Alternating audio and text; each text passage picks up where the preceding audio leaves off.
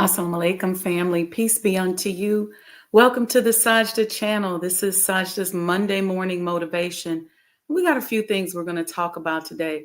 Primarily, we're going to discuss how many of us are programmed to defend the matrix. And because of that programming, we can't see straight. We have no discernment. We can't critically think because we're so programmed not to. So grab your coffee. I got mine. I got me some decaf this morning, a little pumpkin oat creamer. It's fall time, y'all.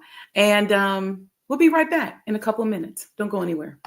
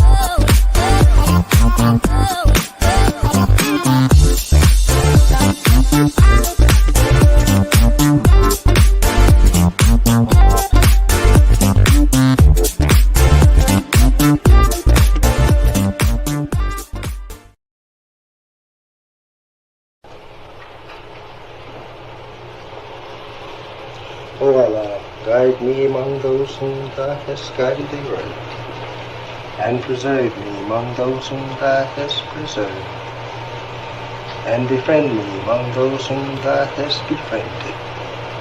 Bless me in whatsoever Thou dost grant me, and deliver me from the evil of what Thou hast judged. Surely Thou judgest, and none can judge against Thee, and he whom Thou befriendest is not disgraced. Blessed art Thou, O Lord, and exalted be Thee above what they set up besides Thee. I bear witness, nothing deserves to be served besides Thee, and I bear witness that Muhammad is Thy servant and apostle. Amen.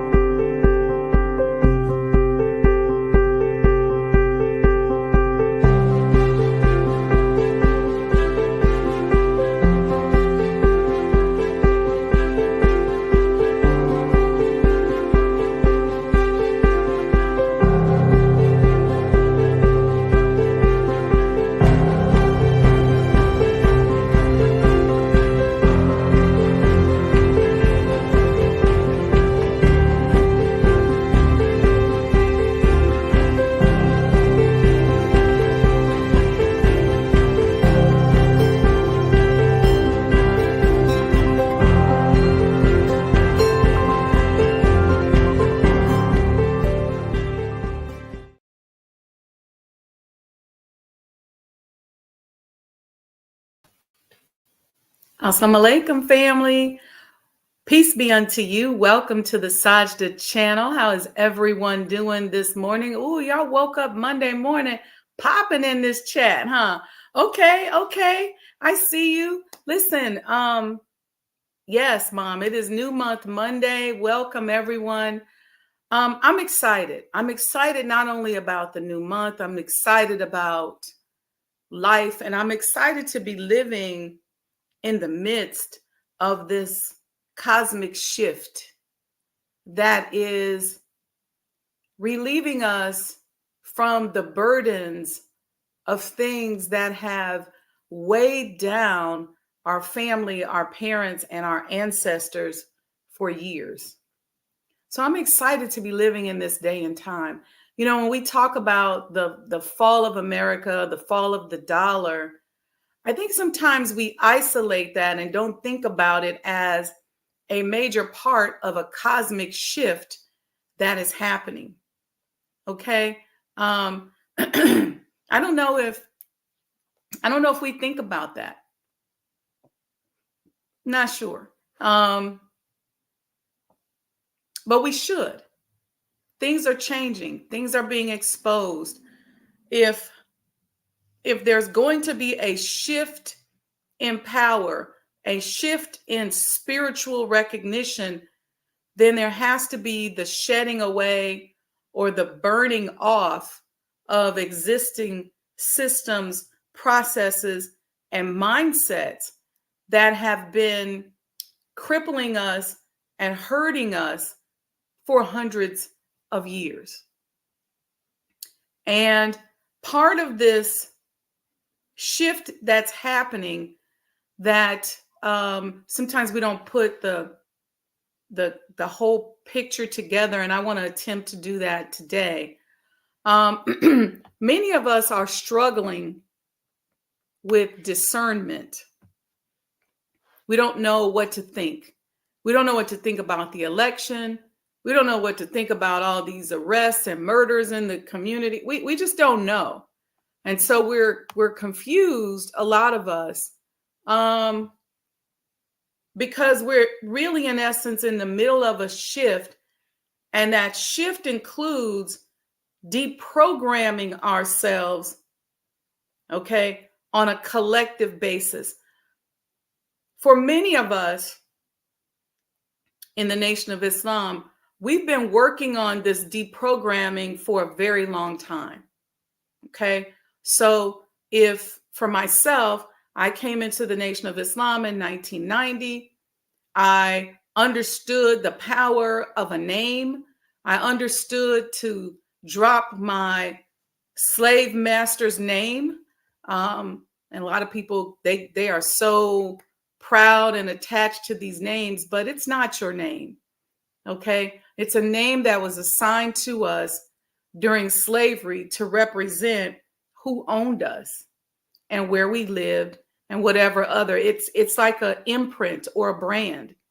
So if that morning you were owned, let's say this morning you're owned by James Jackson, then you would be, in my case, I wouldn't be Sajdah, I'd be Wendy Jackson. And then let's say tomorrow, the slave master Jackson that owns me sells me to Craig Thomas. Then tomorrow, I'm Wendy Thomas. So that name changes based on ownership. And so when we come into the Nation of Islam, part of the symbolism of separating ourselves from that old mindset is dropping the name. So that's why you'll see us. We'll be so-and-so X. And then later, once we get into our spirituality and really dive into it, we became Muhammad. Most of us, for me, in 1998.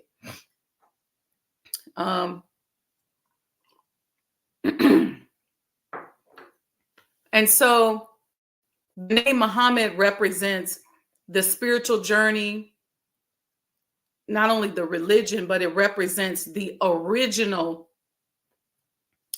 name of God, if you will, one of the original attributes. So there's this programming. We are then taught to decolonize our tongues. So we're taken off of pork. We don't eat things that are heavy on our digestive systems that cause us to have low immunity issues or immune deficiency issues, like eating rough things like collard greens and sweet potatoes all the time. We're taught to be mindful of mixes, food mixes that can contribute to diabetes, like sweet potato pie. And then we were given the navy bean as a way to encourage nutrition, and because of the nutrients and the minerals in that navy bean. And we made the navy bean pie, and there's navy bean soup designed to boost our immune system and give us an alternative to the food that we were accustomed to eating, the scraps that we were accustomed to eating as a people. So we don't eat chitterlings or chitlins no more. We don't eat hog maws. And, we're given a list of ingredients when we come in the nation, and we take that list of ingredients with us to the grocery store. And we realize that anything that has, 20 ingredients isn't what we think it is. So if you get a bag of French fries and it's got 15 ingredients in it, then it's not really French fries. So we're taught the concept of not eating processed foods. Even our pots and pans, we no longer use aluminum pots and pans. Why? Because aluminum, now there's studies that the Honorable Elijah Muhammad received his revelation directly from God himself. And so he was so ahead of his time, the research had to catch up to him. But aluminum is known now to cause Alzheimer's and all kinds of issues. We are not vaccinated, because many of our children that are vaccinated are now suffering from autism and a number of different allergies and issues like that. Even with a lot of the modern immunizations that they're just hawking all over the place, you literally can see the aging process occurring in people who are addicted to these vaccines. If they're tied into the matrix, and I'm sorry to hurt anybody's feelings, but this is just the truth. It's clear to see. And for some people, especially if you already have cardiovascular risk issues, if you got some kind of issues with your liver, sometimes you'll see it impacted when people are vaccinated. If you got issues with high blood pressure, high cholesterol, diabetes, you'll see it impacted. People start to become a little bit more arthritic. You see it in their faces. They're inflamed oftentimes. There's stiffness. There's a whole slew of studies that have been done, and the way they hawk in these vaccines is unbelievable. But so we're taught that our pharmacy is our kitchen. And so we're taught to be disciplined enough with our herbs, our spices, our food combinations, what we introduce into our bodies, because our food and our gut is one of the gateways to our brain. Okay, you got your eyes, you got your mouth, you got your hearing. All of these things are gateways, and your gut is it's why a lot of times when you feel nervous or upset, you feel it in your gut. And so we're taught to lengthen our lives and not shorten our lives, right? By introducing unnecessary chemicals. And a lot of these things are, and don't get me wrong, let me say this, there are certain vaccines that have been properly researched and that are okay to take. But then there are others that have not been properly researched. The challenge is the level of trust that you can or cannot have for an industry that is so rooted in money and finances that, you don't even really know what you're getting. And a lot of us go to these little clinics, you go to the pharmacy and you get a vaccine. It's not even a doctor's office, where when they inject you, if you had a reaction, they could do something about it. Or even where they would evaluate your overall clinical disposition and say, okay, this vaccine would be good for you and this wouldn't be. I remember when I started traveling to Africa, I went to see a doctor about the list of vaccines because I have allergies.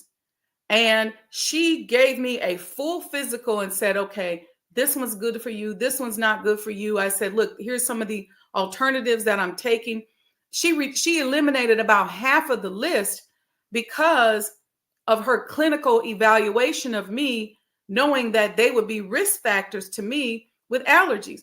But nowadays, I was just in CVS the other day and they were like, want a flu shot? Want a flu shot? Want a flu shot? I'm like, whoa, there's no doctors giving you the shot. You just go back to the back and you just take it and you go, well, let's hope let's hope it works out. You playing Russian roulette. Let me pray. That's not, we have to deprogram ourselves from the matrix. Okay. 99% of the people who get the vaccine still get sick.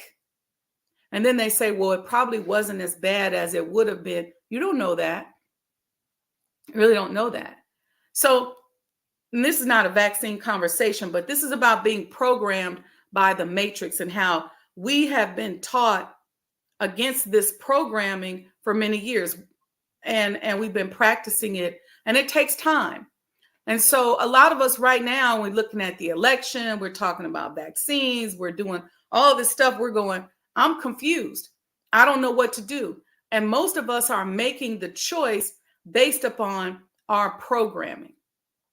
Okay. And so that's one of the things I want to talk about today. And then the last part I want to talk about is a lot of us are experiencing trauma because of betrayal.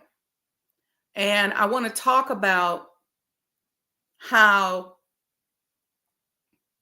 sometimes that betrayal is a reflection of our self-betrayal. If we have time, we'll get into that. If not, we'll pick up on that tomorrow. But let's go back to this programming, okay?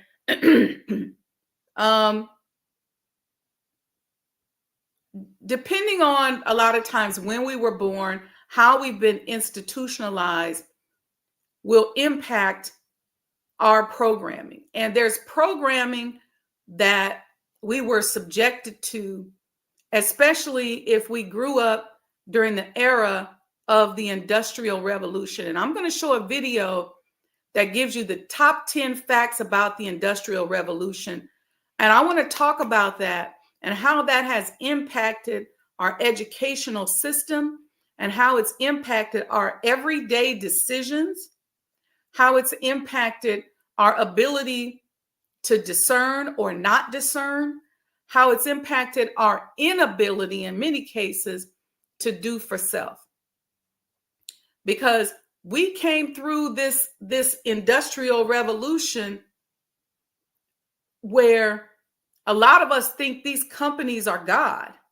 We really believe in these companies. So if certain company, especially if it's a name that we've known for a long time, like people like, oh, I want to get the Johnson & Johnson vaccine because you've seen that name for so long. But then that was the main one that was causing problems for people. We have created gods out of these companies. And we don't understand that that's a programming that has been put into us. And then we're seeking jobs from these people. We're taking all kind of abuse. And I'm not hating on corporate America. I'm just trying to get you to decolonize and reprogram your mind. So let's acknowledge who we got here in the chat. And then we're going to show this video. I see you, Sister Betty. Welcome, welcome. She says, happy Monday to everyone. I see Nubia Latifa is here. She says, good morning, all. I feel like this is the first time in a month I've been able to get back here. Well, welcome back, Sister Nubia. We are welcoming you. We welcome you with open arms. If you were here, we give you a big hug, and I'm grateful for you to be here. Brother Lamont, welcome, welcome. Thank you, sir. Good morning, and wa alaikum salam to you. Brother Robert 11X, wa alaikum salam. Welcome, welcome. Mom says, Happy New Month Monday. Welcome. Garland Mack says, Assalamu alaikum. Love these coffee talks. Thank you, Brother Garland. So do I. Mimi says, day early on a new month. Yes. Nubia said she recently changed her name. I definitely attribute parts of that to my learning from the NOI. Praise be to Allah. Yes, yes, and yes. We have to break away from the programming, but first we have to understand that the programming is real. I gave you guys an assignment years ago to go and get a copy of the book Brainwashed, where our brother says in there that the brainwashed have now become the brainwashers. And there's so much, this technique of doing business, of programming and brainwashing has become so much of a mainstay of our culture that people can't think straight. They can't decide for themselves. Sister Monica's here. She says, Assalamu alaikum. Great Monday, everyone. So now I'm going to put this video up, and there's the top 10 facts about the Industrial Revolution. Let me give you a little backstory, okay? And I'm going to cut in a little bit on this and make some comments about the Industrial Revolution as we're going through it. This is some of the modern day programming that's impacting a lot of us. It's why we're so trusting and allowing people to put things into our bodies that we don't even have any idea about. Somebody can just say something on television and we will run out and go spend $1 or lay our life down on the line and say, yes, yes, yes.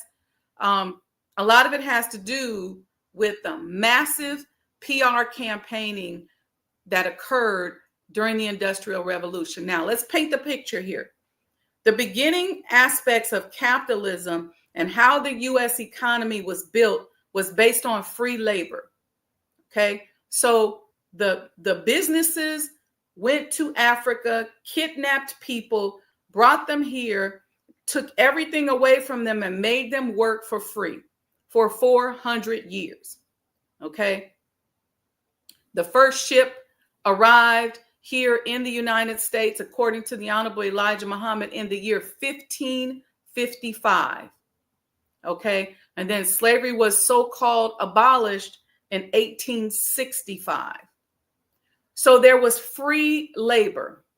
Okay, then the North and the South, they started to battle over people who wanted to industrialize the nation versus people who said, no, no, no, we need to keep the free labor.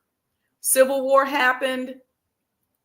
The Emancipation Proclamation was signed. The slaves allegedly got free. But in the South, they said, we're going to still keep the process of slavery going. We're just going to call it sharecropping. So you're still going to work for free, in many cases, pennies on the dollar. And we're going to get our crops out here without any line item on the balance sheet that says labor. Okay, period. And so imagine how much money you could make if you have people around you just doing stuff around your business for free and you didn't have to pay them every 2 weeks. That's basically what was happening in the economy. Okay. Then up north, you had factories starting. You had stockyards. They started processing meat. You had railroads. In some places in the South, they started to imprison people, which they're still doing today, putting people in prison. Y'all saw the movie Life, so that they could work in these places for free. Okay? Because if you were in prison, you lost all your rights and you worked on the chain gang or whatever. So now you got these factories up north putting signs along the Mason-Dixon line saying to Black people, if you come up north, you can exchange your labor for an hourly wage. Okay. I believe that was started primarily with the stockyards.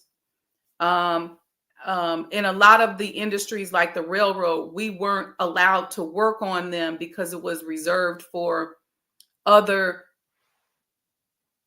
ethnicities. This country has always been like that. So you had the Irish that were here, they were abused and were working on the railroads, but the stockyards became something that opened up to us. And so I actually saw one of the signs inside of the Swift Mansion here in Chicago that was along the Mason-Dixon line, where it was telling Black people as they were migrating north, come and work for the stockyards. And so then the factory started saying, well, we want to educate people and control their minds so that they will work for us. So they created this culture, this corporate culture, where there was fast food available for lunch. Why? Because back then there was no fast food. There was no microwaves. They didn't want you to go home and have to actually make your food, or the amount of time it would take for you to make your food was a lot. And after the war, women started to work and be in the field. Primarily, this is for white women, because for Black women, we've always had to work. There's a few Black women during time where our men were able to allow us to stay home, but for the majority of us, we've always had to work, whether it was cleaning houses or some kind of domestic work. But most Black women have always had to have some form of employment. But more white women began to enter the workforce. And so they said, okay, we got to start developing food and things that they can eat, where they can eat real quick on lunch because they don't have time to go home at night and cook. So some of the war rations like Spam and tuna, canned tuna and things like that became dietary staples of those generations. Certain canned food, but primarily like Spam, tuna, lunch meat, bologna, the processed meat and stuff like that they were war rations, but they became part of the dietary fabric of the people who were working in the factory, because they want you to make you a quick sandwich. And so they started making foods that were quick like that. Okay. Again, I can talk about how that diet change then impacted us as a people. That's why most of us have high blood pressure and diabetes, because we started eating this fast food so that we can work. Okay.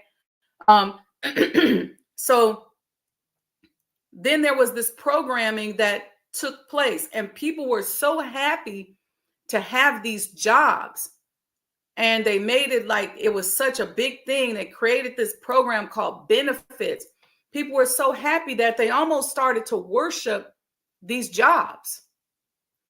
So whatever lifestyle the job encouraged us to have is how we conducted ourselves.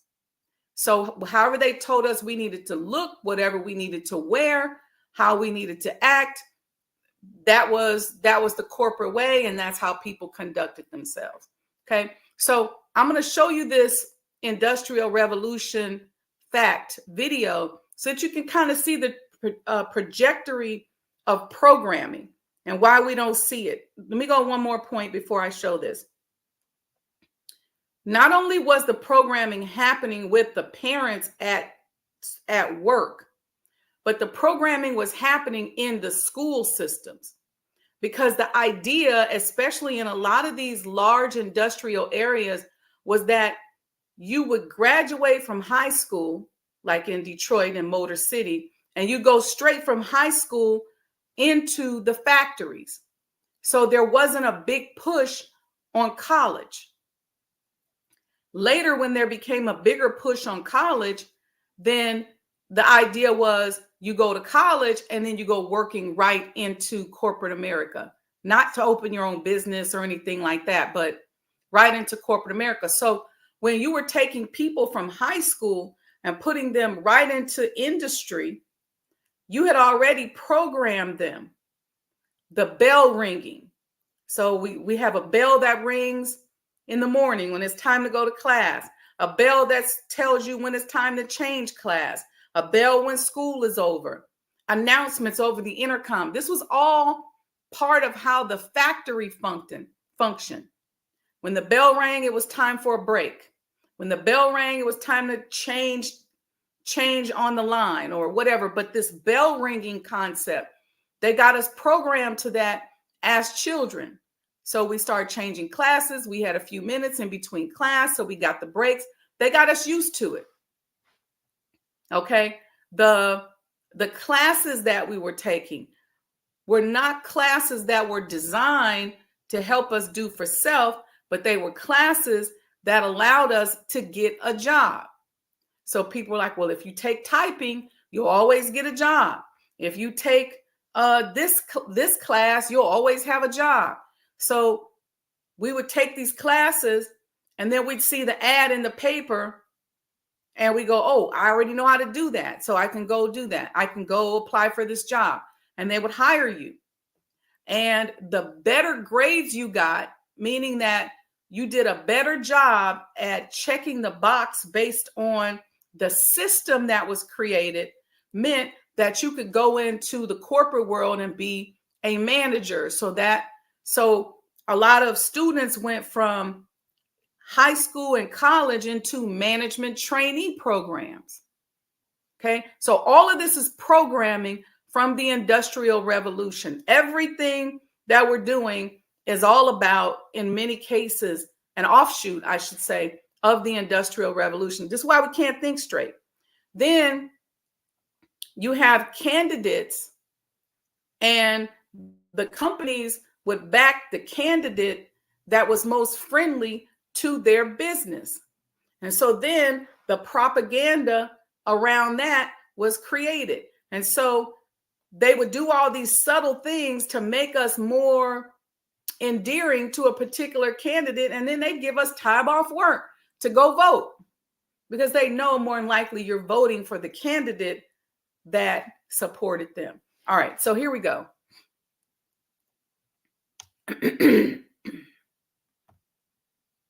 Let me get this up here. Channel World History Explorers, where we explore the history and culture of the world. I'm host Shane, and today we're going to talk about the Industrial Revolution in the United States. The Industrial Revolution was a period of major economic and social change, began in Europe and then spread to America. It transformed the way people lived, worked, and interacted with each other. So let's dive into some interesting facts about the Industrial Revolution in the United States. Fact number 1. The Industrial Revolution started in the United States in the late 18th century. It began in New England, the textile industry, where cotton was spun into yarn and woven into cloth.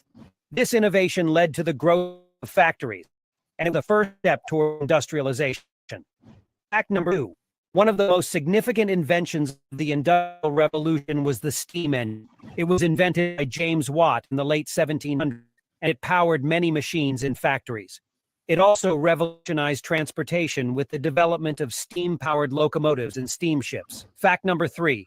The Industrial Revolution brought a shift in the way people worked. The traditional system of artisans and craftsmen was replaced by factory workers.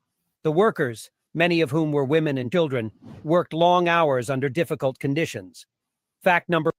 Let me stop there and say something.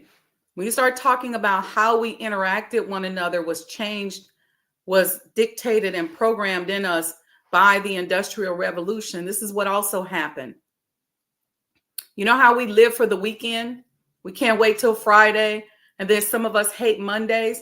That's a direct offshoot of the programming that occurred from that workforce mindset that we were given.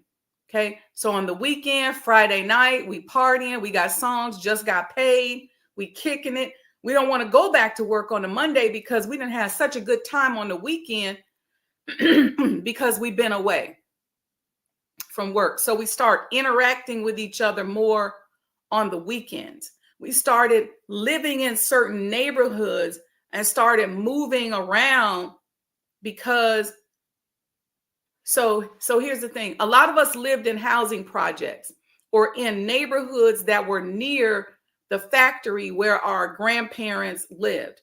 And then our parents came along, and the companies wanted to be able to utilize as marketing how well you were doing, like your place in the middle class, to make other people want to work there. So if your people work for a certain company and they had a nice car and they were able to get a house in the suburbs, then most people would say, well, where they work at? Oh, they working for the railroad. They work for IBM. And that made other people desire to work there. So that was a form of marketing to get you to come up out of those neighborhoods and go live in the other neighborhood. And so the other Black people would see you, you dress nice. And so how you dressed and how you presented yourself was all marketing for these companies. So it changed the way we interacted with one another, as opposed to saying, all right, now I'm making more money. Let me fix up my neighborhood. Let me save up my money so that I can own a new business. It was the exact opposite. So we were doing things that was taking us away from the focus on self, which was then making us the envy of the neighborhood and the envy of the people who were around us. So there was this constant bragging. I work for IBM. I work for Xerox. I work for this place and that place. And I'm not just singling out those people, those companies, but that's just how it was. I work for Ford. Oh, wow, I work for John Deere. And so people were bragging on that. And then we looked at their houses and their cars and said, okay, they got a good job. Not they're smart. They started their own business. They're taking care of their community, but they got a good job. Let's keep going. Number 4. The Industrial Revolution led to the growth of cities. Many rural farmers and small-town workers moved to cities to work in factories. The population of major cities like New York, Boston, and Philadelphia grew rapidly. Fact number 5. The Industrial Revolution led to the growth of new industries, including iron and steel production, petroleum refining, and the construction of railroads. These industries were crucial for the development of the American economy. All right, so let's stop right there. If these industries were crucial for the development of the American economy, then the owners of those industries became very vested in politics. They became very vested in your and my lifestyle. Even when you go back to how much influence the pharmaceutical industry has around the world, they are vested in our lifestyle. They don't want you waking up going, wait a minute, what is this you're putting in my body? Let me see the ingredients. Let me make sure I go see a doctor who can properly evaluate me and see if this even makes sense for me. Is this thing risky? Is it a problem? I had a doctor that said to me, these particular vaccines are too risky for you with your allergies. And so she gave me some alternatives and signed off. So when I traveled abroad, I had a note. Right. So that, it's an interesting process. And I'm not even going to tell you which one she told me to take and which one she told me not to take. But my point being is that because these industries are so critical to the American economy, they have a vested interest in your and my mindset. And so a lot of the programming that we find ourselves struggling against has been orchestrated and written by these powerful industries that want to stay powerful. I hope y'all getting this. Fact number 6. The Industrial Revolution also had a significant impact on agriculture. The introduction of new machinery, such as the reaper, led to a significant increase in agricultural productivity. Fact number 7. The Industrial Revolution brought significant social changes, including the rise of the middle class. As the economy grew, so did the number of people who were able to live more comfortable lives and have access to education and healthcare. Fact number 8. The Industrial Revolution also led to the rise of labor unions. Workers organized themselves to demand better wages, working conditions, and protection from abuse. Fact number 9. The Industrial Revolution had a significant impact on women's roles in society. Women began to work outside the home in factories and offices. This new role led to greater independence and economic freedom for women. Fact number 10. The Industrial Revolution transformed the United States into a global economic power. The country's factories and industries produced goods that were exported all over the world, making the United States one of the wealthiest nations in the world. And that's it for our 10 facts about the Industrial Revolution. All right. So now when we think about what's happening now, when as a country, we don't produce anything or very little we produce. When I was in China, I literally got nervous because I was like, man, we don't produce nothing. Everything's made over here. So with that being said, that would tell you now, do we need to shift our educational system? Do we need to shift our thinking? Do we need to shift our thought processes?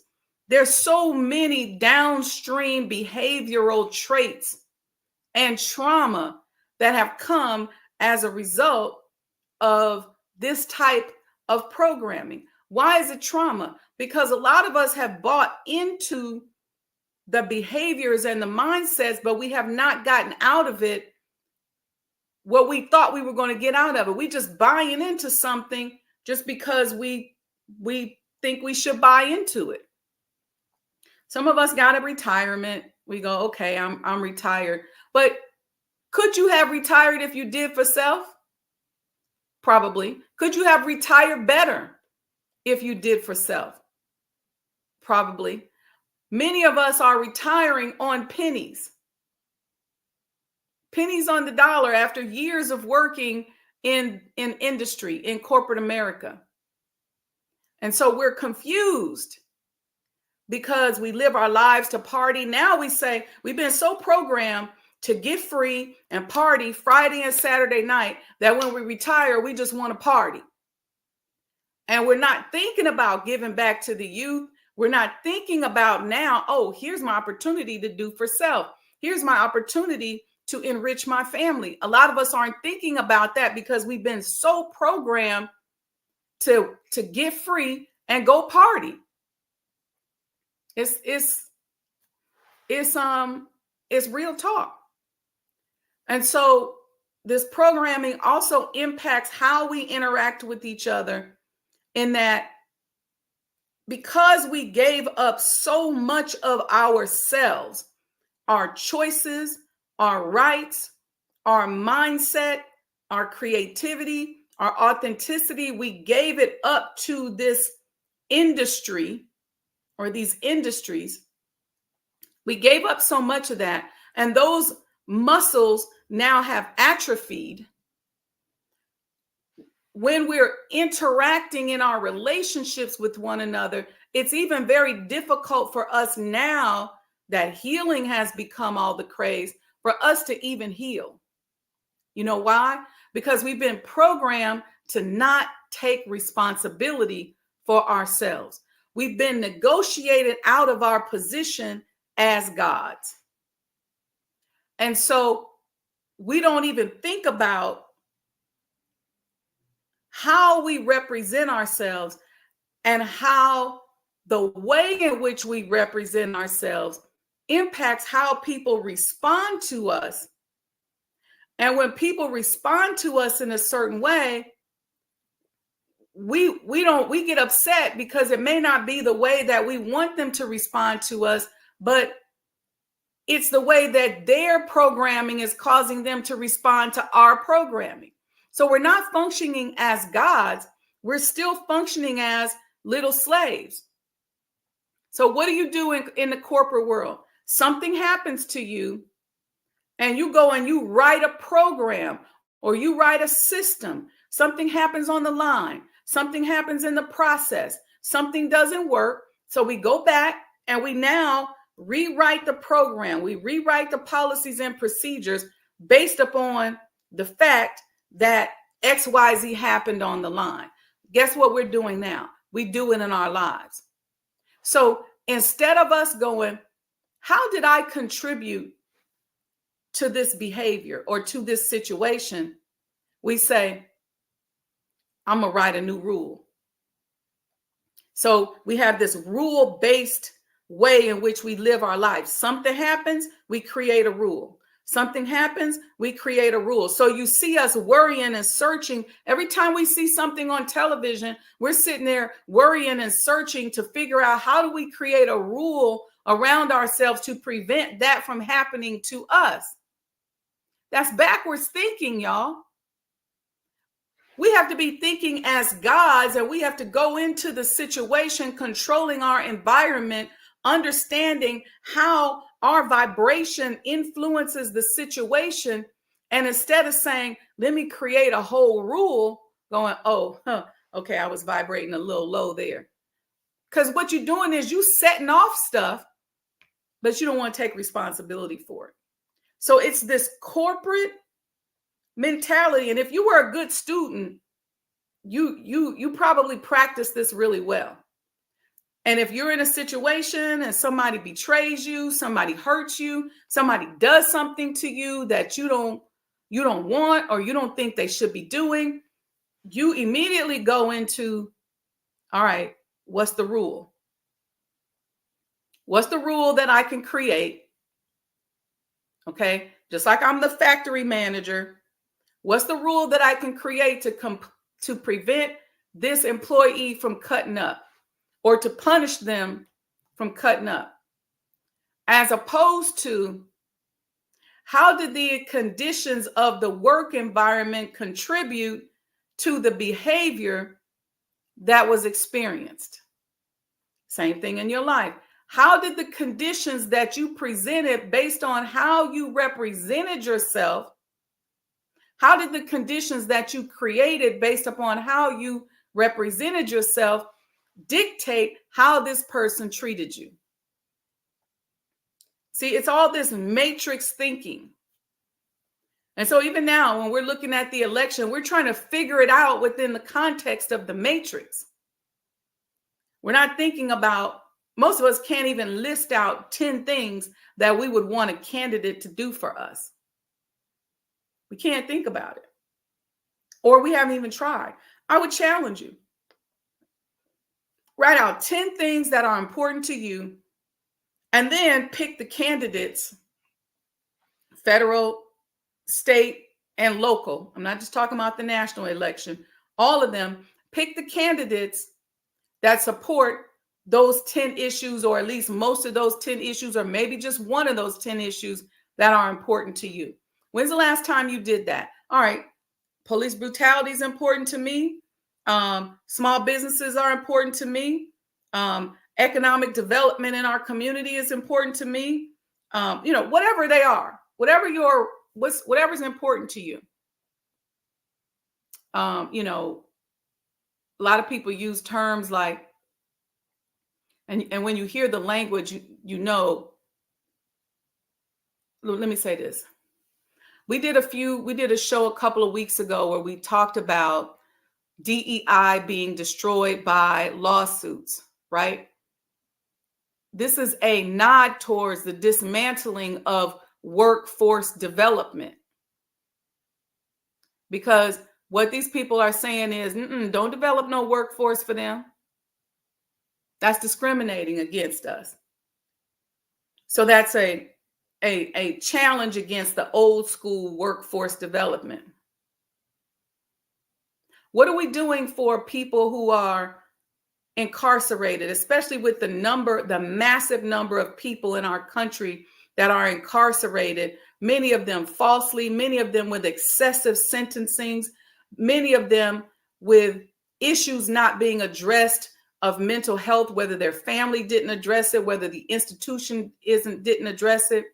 See, because in our families, especially with Black people, we waiting on the school to say something. So if little Johnny got a mental problem, we want the school to tell us that. And we want the school to dictate to us how we should do it. And now they say, well, we'll give you a check. If you got a disabled child, we'll give you a check if you just allow us to tell you how you need to treat them. And so that's what we wait for. And then when they grow up and go out into society and they get put in jail, they go to jail and they just experiment on them and give them drugs and see how this works and, play around with their organs and all of that kind of stuff.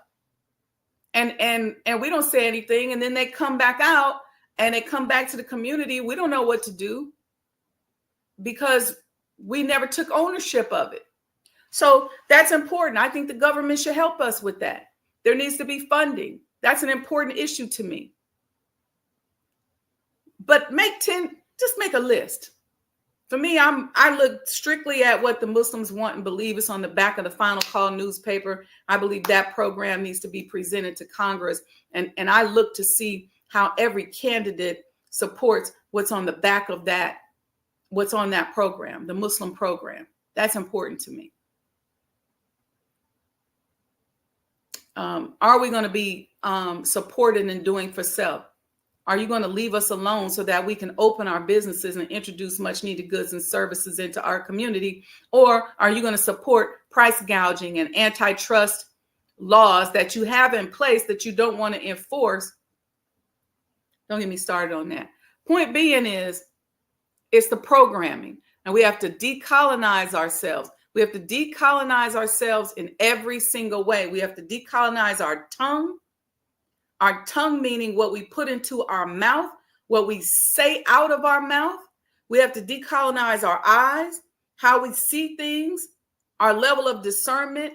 Are we able to mathematically think? Probably not, because if you went to school during this industrial revolutionary period of time, you're not taught to mathematically think. There's no critical thinking needed when you're working in a factory. There's no critical thinking needed when you're walking into a corporate situation and the policies and procedures have already been written. You're not judged on how well you critically think. You're judged on whether or not you follow the rules and check the box. And we're doing the same thing in our lives. Same thing, it trickles right on down to our lives. That, you know what? I'm going to tell you what's even at the bottom of that. You know how people create rules, and if they see, we get worried because we say if they see one black person doing something, they're going to think we all do that. That's really an ignorant way of thinking. But this matrix has people programmed that way. So anyway, I hope this helps.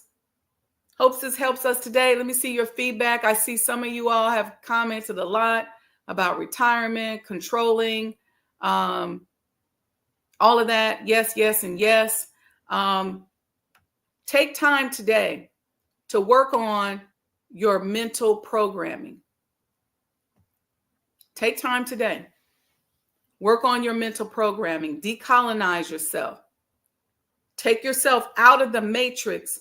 Begin the process. You're not going to be able to do it all at once, but it's a process.